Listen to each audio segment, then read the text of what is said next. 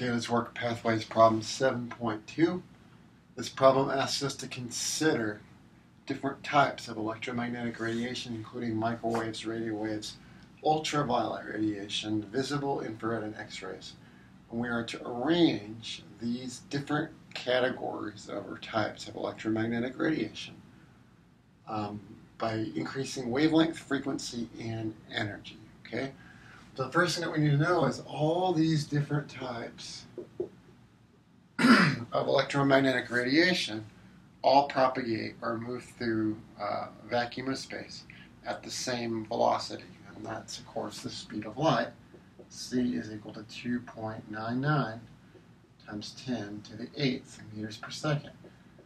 So all of them will propagate through a vacuum at that velocity. They all move at the same speed, if you will, okay? They're all oscillations of the electro and magnetic field.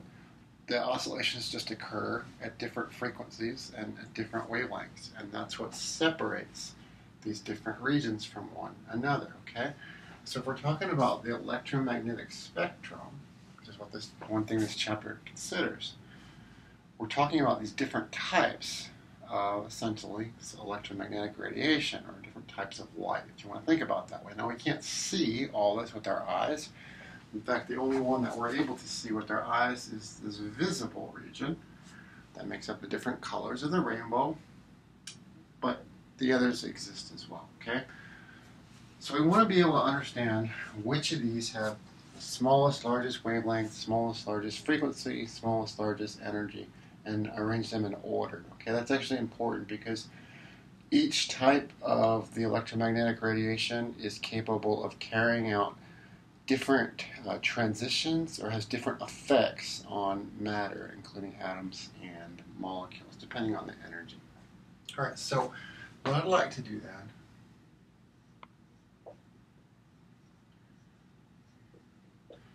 is start on the left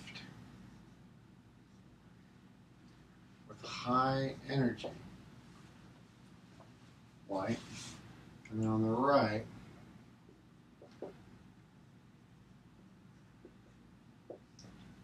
low energy. It turns out that this scale will also be consistent with frequency. So high energy will also be high frequency, and the reason why that is because the energy of a singular particle of light, if you will, can be found by taking h, which is a constant, and multiplying it by this term. This is the frequency, okay? So in fact, frequency and energy are directly proportional to one another, okay? So high frequency, high energy, low frequency, low energy. So let's arrange these different regions into the spectrum, okay? Now, 7.2 doesn't talk about the highest energy radiation, and that's gamma rays, okay? Gamma rays are very, very high energy. They're often produced during nuclear reactions. Don't typically want to be around gamma rays because they're very ionizing, and that can cause some health effects and problems, okay? Now, the next one on our list then, next energetic, are X-rays. These are the ones that if you go to the doctor, they shoot the X-rays to take pictures of your bones, so to speak, okay? So that's going to be the next energetic. So what do we have after that on our list? Oh, it looks like we go all the way to the UV, or the ultraviolet portion of the spectrum. Now, the UV rays have a little bit higher energy and frequency than the light that we can see. This is the light that causes our sunburns that we try to protect ourselves from when we put our sunscreen on. But right after that is the visible, VIS, region of the spectrum.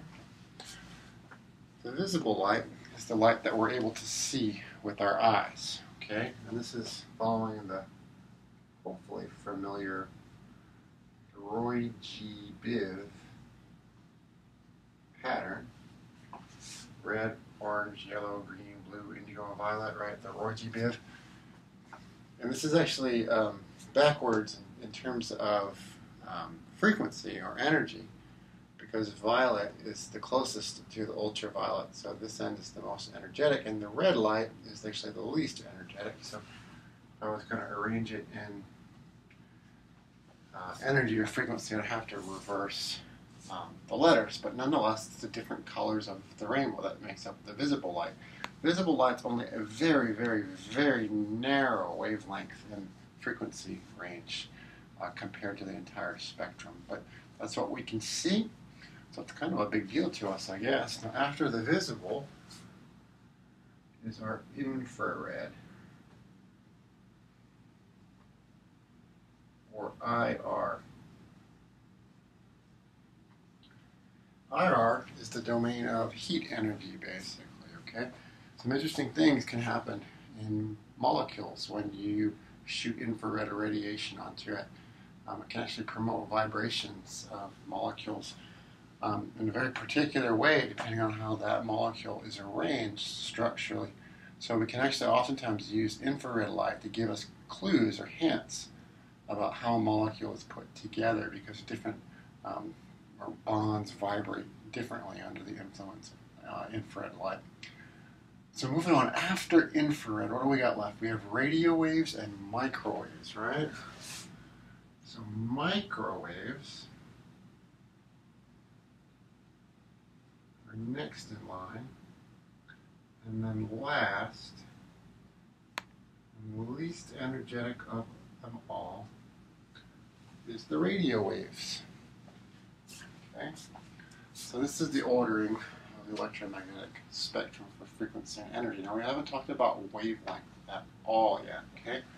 Let's talk about wavelength at this point. Now, there's another very important equation for this chapter, and it's that c, the speed of light, the speed really of propagation of any wave, can be given as the product of the frequency, given this sign, and the wavelength.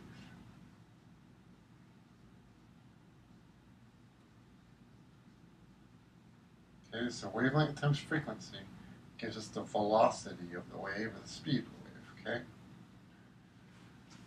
So if we look at this equation and study it a little bit, and think about electromagnetic radiation, and one thing I started this discussion with saying is that all of these types of waves all propagate at the same velocity through a vacuum. That's the speed of light, 2.99 times 10 to the 8th meters per second, right? Extremely, extremely fast.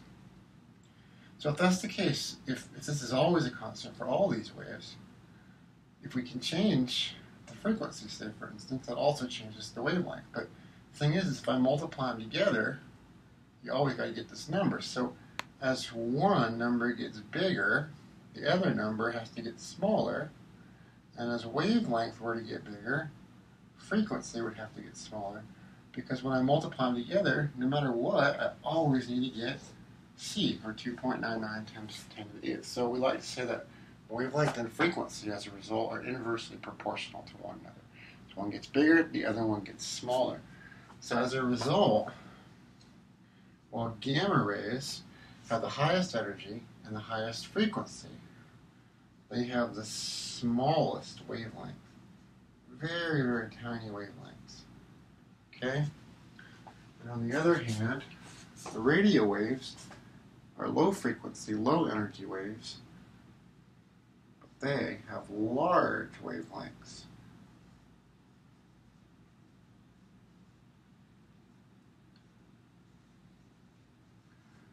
Wavelengths of radio waves can be tens or hundreds of meters.